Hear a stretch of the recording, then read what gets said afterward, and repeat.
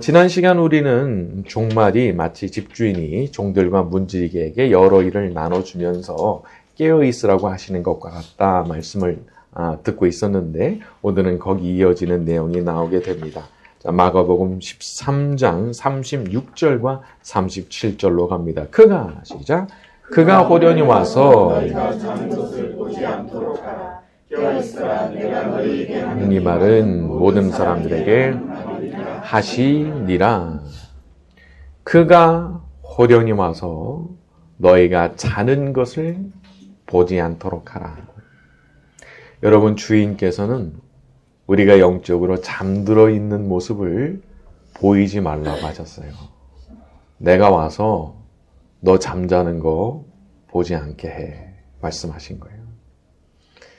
사실 지금 우리 오늘날을 살아가는 사람들이 얼마나 바쁩니까? 백수가 과로사 한다 그러는데 그런 시대잖아요.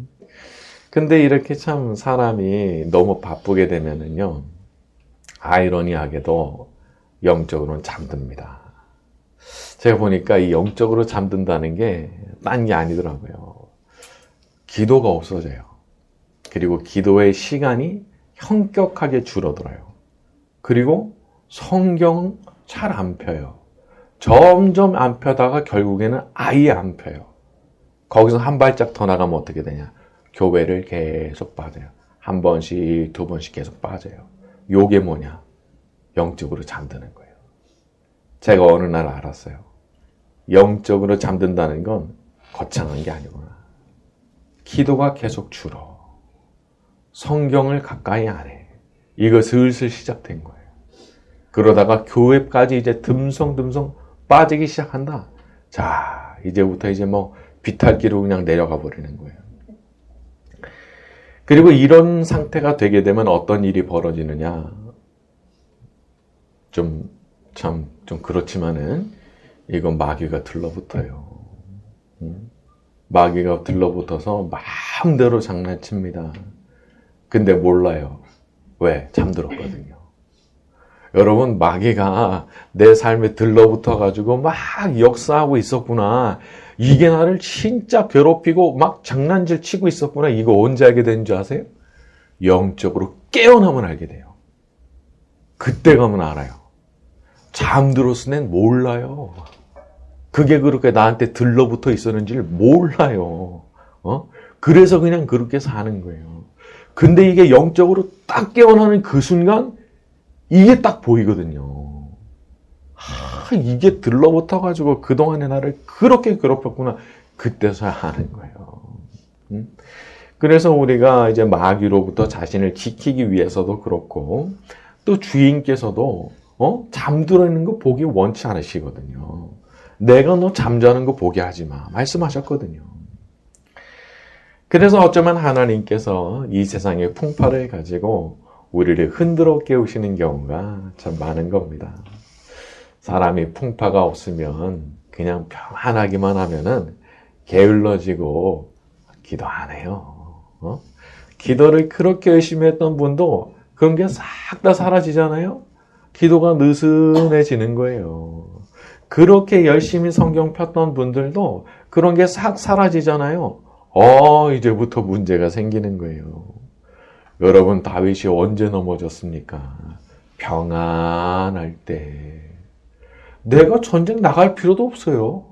요압이 다 알아서 하는데 나 그냥 옥상에서 낮잠 자고 산책하고 그러면 돼요. 그러다가 넘어진 거예요. 그렇기 때문에 하나님께서 뭔가 내 인생에 풍파를 허락하셨다면 이게 무슨 얘기냐? 부르심이 있는 거예요. 일어나라고, 깨어나라고, 다시 기도의 자리로 나오라고, 다시 성경 읽으라고, 다시 내 앞에 나와서 엎드리라고, 그런 부르심이 이제 있는 거죠. 자, 저와 여러분이 항상 영적으로 깨어있는 삶을 살게 되기를 바랍니다.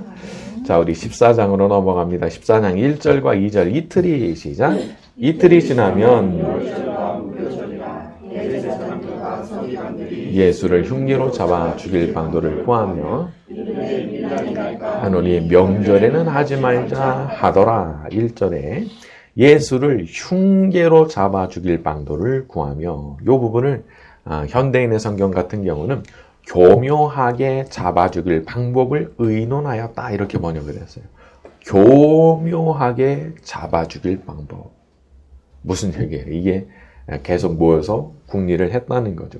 어떻게 하면은 아무 트러블이 없이 아무런 그런 어려운 일이 없이 예수를 잡아 죽일 수 있을까? 그 생각을 하면서 모여서 회의를 했다는 거예요. 여러분 세상에는 진짜 무서운 사람들이 있는 거죠. 겉으로 보면은 대제사장이고 서기관들이에요. 사회의 저명 인사들이고 지도자들입니다. 근데 뒤에서는 이런 짓 하는 거예요. 사실 우리가 우리 삶을 봐도 그런 거 많이 있죠. 근데 뭘 위해서 그렇게 한 거냐? 결국은 자기 이익을 위해서죠. 예수님이 얼마나 눈에 가신지 모르겠어요. 자기들의 위선과 잘못을 계속 지적하시니까. 그리고 사람들이 좀 잘 모르면 좋겠는데 어떤 게 정말 하나님의 뜻을 따라서 사는 건지를 예수님이랑 말씀하시잖아요. 그러니까 내가 위선자라는 것도 드러나고 내가 가르치는 게 틀렸다는 것도 드러나니까 얼마나 화가 나요. 저거는 그냥 둘 수가 없다 생각이 든 거죠. 사람이 자기가 잘못한 게 드러날 때면은 두 가지로 반응이 갈립니다. 한 종류는 이를 가는 사람이에요. 그거 받아들이고 회개하고 돌이키는 게 아니고 더 분노하면서 막 길길이 날뛰고 내가 너 죽여버린다고 날뛰는 사람들이 있어요. 또 한 종류는 받아들이는 사람들입니다. 예수님께서 말씀하신 내용을 가만히 들어보니까 내가 너무 잘못됐구나. 내가 잘못 살았구나. 그거 깨달아지는 거예요. 그러니까 고개를 못 들고 눈물을 흘리고 제가 죄인이라고 그러면서 가슴을 치면서 기도하는 사람이 있어요. 근데 바로 이 두 가지의 반응을 가만히 보잖아요. 그러면은 여기에서 누가 천국 갈 사람인지가 보이는 거예요. 여러분 천국에 들어가는 사람은 다 겸손한 사람이에요. 여러분 이걸 잊지 마세요.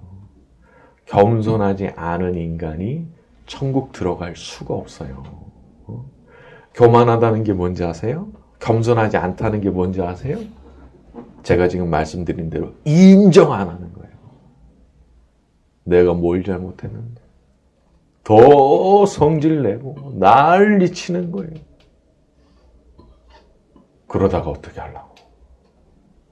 그러다가 어디 가려고? 우리 예수님은 우리한테 완벽한 삶을 요구하시는 게 아니에요. 네가 완벽하게 살아야 천국 간다 말씀하신 적이 없어요. 다만 회개하라는 거예요.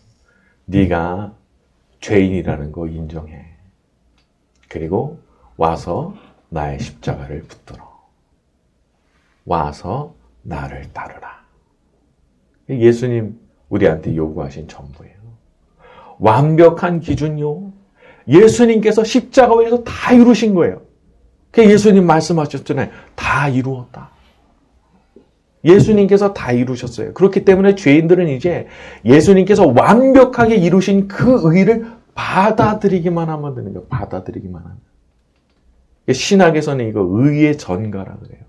그걸 주시는 거예요. 당신께서 완벽하게 이루신 그 일을 믿음을 가진 겸손한 사람에게 주시는 거예요. 여러분 생각해 보세요. 교만한 사람한테 그거 주시겠어요? 그거 왜 줘요? 교만한 사람한테는 줄 게 없어요. 그래서 성경이 말씀하죠. 내가 겸손한 자에게는 은혜를 베풀지만은 교만한 자는 다 물리치는 거라고. 너무너무 근본적인 그런 원리를 우리가 잊고 사는 수가 있어요. 그러니까 사실 이제 전도 같은 것도 이제 공격적인 전도를 이제 부르짖는 분들도 계시죠. 물론 이제 참 훌륭하시지만은 이게 자칫 잘못하면요. 너무 건방진 거예요. 너무 무례한 거예요. 그거 위험한 겁니다. 그거 위험한 겁니다. 그렇기 때문에 항상 겸손으로 무장하지 않으면 이제 안 되는 거예요. 제가 이제 어떤 분이 좀 어려운 일이 있으셔가지고 좀 그분이랑 얘기를 좀 이렇게 나눴는데, 제가 그렇게 말씀드렸어요. 그냥 겸손하면 살 길이 열리는 거라고. 딴 거 다 필요 없고 겸손하면 다 살 길 열리는 거라고. 하나님께 은혜 받고 싶으면 다른 길은 없어요. 그냥 땅바닥으로 그냥 굴을 파고 들어가는 것 같이 그렇게 자기를 낮추고 겸손해지는 것 외에는 방법이 없어요. 잘 안 됩니까? 밥을 굶으면 돼요. 너무 간단하더라고요. 내가 마음이 자꾸 높아져서 힘들어. 그날부터 밥 굶으면 돼요. 땅바닥에 꺼져 들어가는 그 심정으로, 너무 배고픈 심정으로 하나님 앞에 고개 숙이고 은혜 구하면 그러면 되는 거더라고요. 우리 하나님께서는 겸손한 자에게 은혜를 반드시 베푸시는 분이시기 때문에 그런 면에서 우리에게 희망이 있어요. 잘난 척하라 이거는 내가 못하겠지만은 겸손하면 된다 하시잖아요. 뭐 대단한 걸 성취하라 그러면 내가 못하겠지만 겸손하면 된다 하시잖아요. 네, 그거는 할 수 있잖아요. 내가 고개 숙이고 눈물 흘리는 걸 할 수 있잖아요. 그래서 우리가 희망이 있는 거예요. 우리가 비록 부족한 사람들이지만 우리 예수님께서 겸손한 자에게 베푸시는 그 완벽한 의로 인해서 우리 모두가 천국에 들어가게 될 줄로 믿습니다. 자, 우리 3절부터 5절까지 갑니다. 예수께서 시작. 예수께서 베다니 나병 환자 시몬의 집에서 식사하실 때에 가지고 와서 어떤 사람들이 화를 내어 서로 말하되 어찌하여 이 향유를 허비하는가? 이 향유를 300데나리온 이상에 팔아 가난한 자들에게 줄 수 있었겠도다 하며 그 여자를 책망하는지라. 새로운 에피소드가 등장하는데 한 여자가 나드 한 옥합을 가져와서 그걸 다 예수님께 부었다는 거예요. 근데 아시는 대로 이게 너무 비싼 거예요. 5절에 보게 되면은 사람들이 300데나리온을 언급하죠. 노동자 1년치 연봉이잖아요.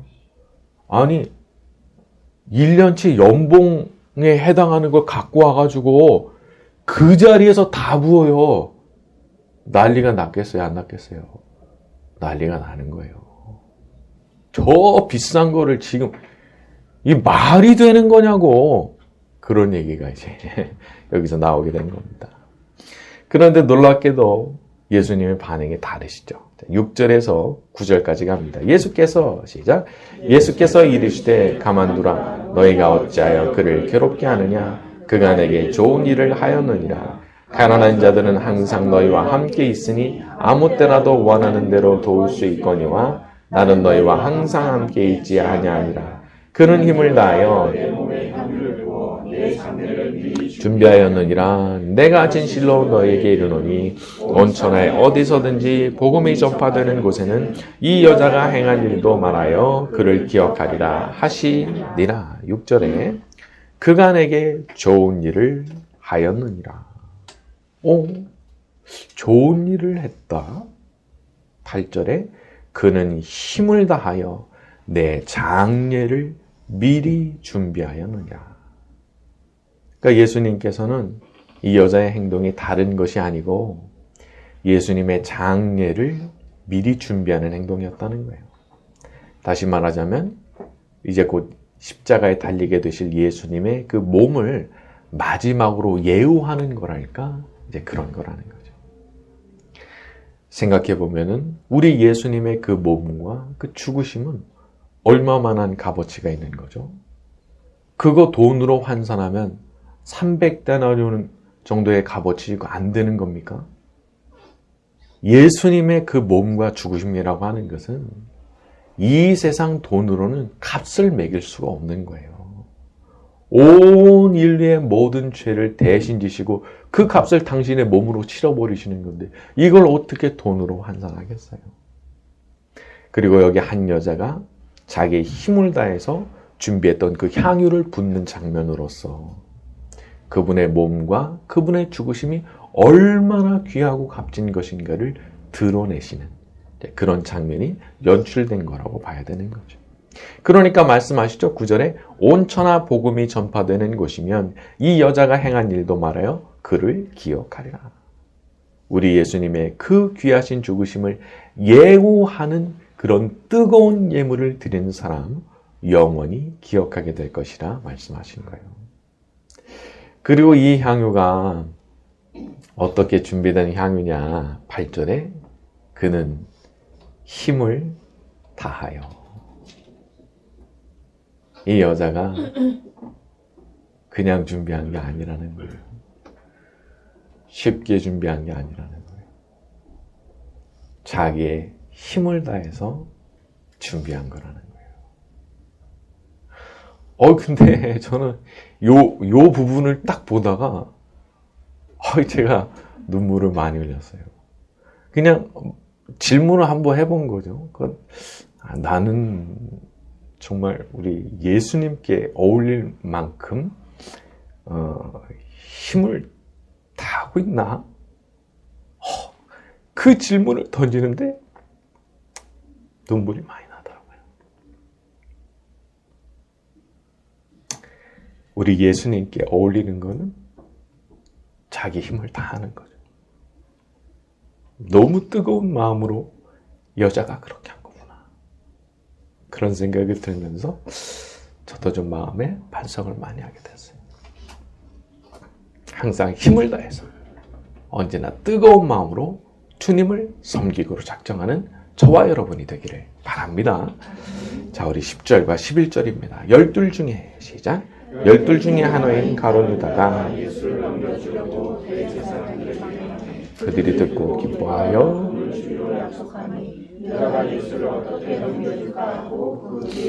그렇죠. 자, 너무나 대비되는 모습이죠. 자기의 온 힘을 다해서 예수님의 장례를 준비한 여자가 있고 도움 받고 예수님 넘겨주려고 하는 가룟 유다가 있으니까 11절에 예수를 어떻게 넘겨줄까 그 기회를 찾더라. 사람의 인생에는 배신이 존재합니다. 내가 그렇게 사랑했는데, 내가 그렇게 마음 줬는데, 내가 그렇게 살뜰하게 살펴줬는데 놀랍게도 나의 뒤통수를 치는 사람들이 실제로 존재합니다. 근데 우리가 생각해야 되는 것은 우리 예수님조차도 이런 일을 경험하셨다는 거예요. 예수님조차도. 그러니까 우리가 설령 그런 일을 겪게 된다고 해도 그게 마치 나한테만 일어난 일인 것처럼 그렇게 생각을 하면 안 되는 거예요. 너무 고통스러운 일이지만 누구한테나 일어나는 그 일이 나한테도 일어났구나. 그렇게 생각하고 마음을 추스러야 되는 거예요. 너무 고통스럽지만 그렇다고 너무 가슴을 막 부여잡고 그냥 완전히 절망으로 빠져버리고 이러면은 그거 안 되는 거예요. 이미 일어난 거 어떻게 하겠어요?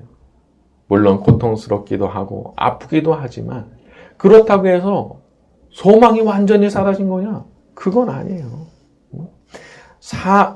하나님께는 더 좋은 게 많이 있거든요. 사람을 잃어버려서 너무 괴롭습니까? 너무 걱정하지 마세요. 하나님께서 더 좋은 사람 붙여주실 거예요. 무언가를 잃어버려서 고통스럽습니까? 너무 걱정하지 마세요. 하나님께서 길 열어주시면 다시 일어설 수 있는 겁니다. 우리 욥을 한번 생각해 볼까요? 그렇게 순전한 마음으로 살았던 사람이지만 마귀가 사탄이 밀어닥쳐가지고 공격하니까 어떤 일이 일어나요?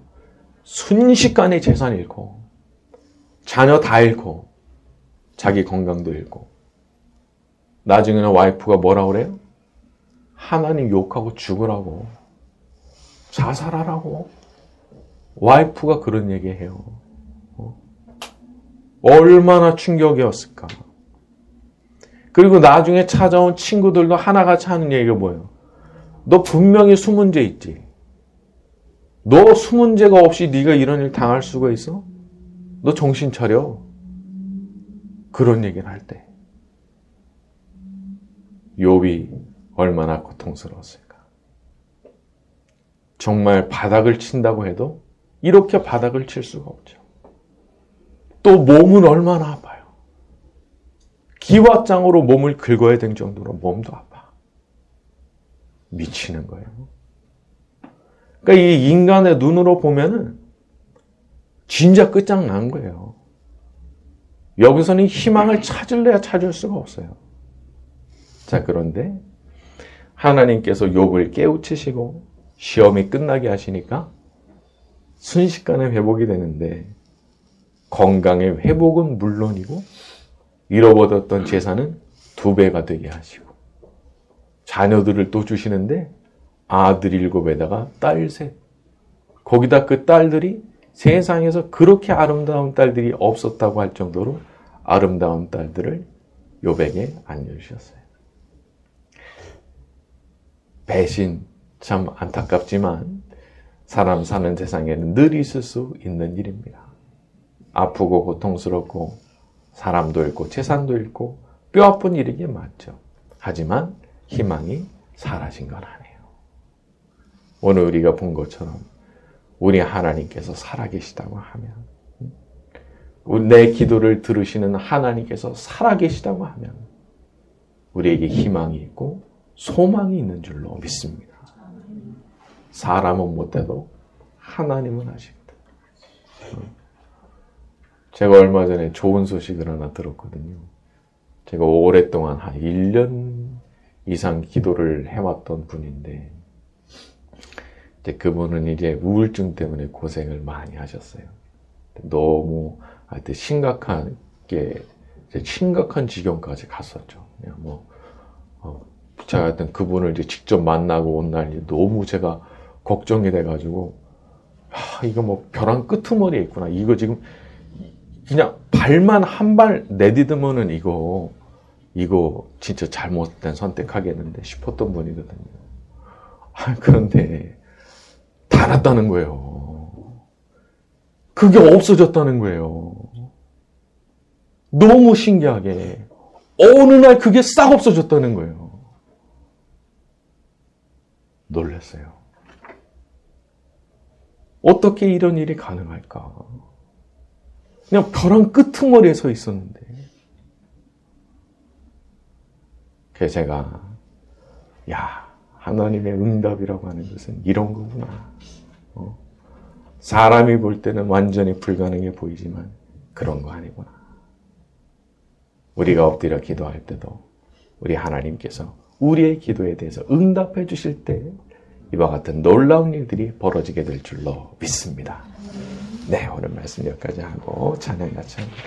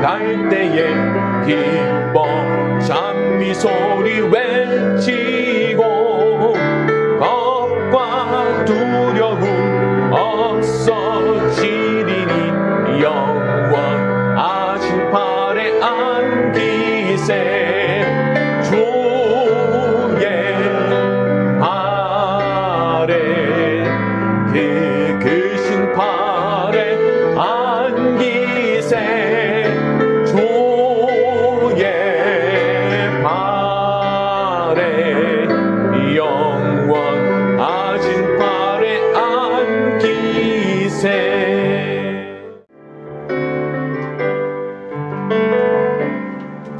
오늘 이곳에 계신 성령님 우리에게 말씀하시고 우리 가르치소서 다시 우리 마음 열어주시고 주의 빛으로 밝혀 우리 인도하소서 오늘 이곳에 계신 성령님 우리에게 말씀하시고 우리 가르치소서 다시 우리 마음 열어주시고 주의 빛으로 밝혀 우리 인도하소서 주님보다 앞서지 않고 겸손하게 주님의 말씀 기다리리 주님 손에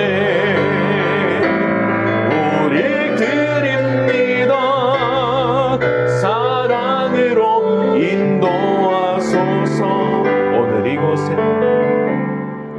오늘 이곳에 계신 성령님 우리에게 말씀하시고 우리 가르치소서 다시 우리 마음 열어주시고 주의 빛으로 밝혀 우리를 인도하소서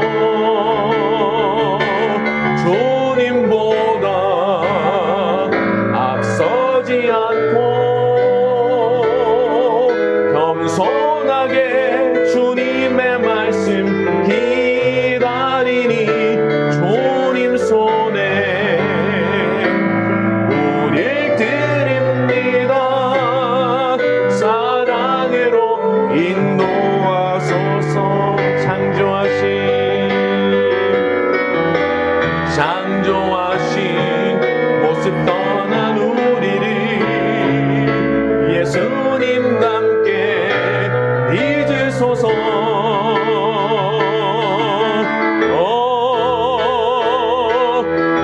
주님보다 앞서지 않고 겸손하게 주님의 말씀 기다리니 주님 손에 우리 드립니다 사랑으로 인도하소서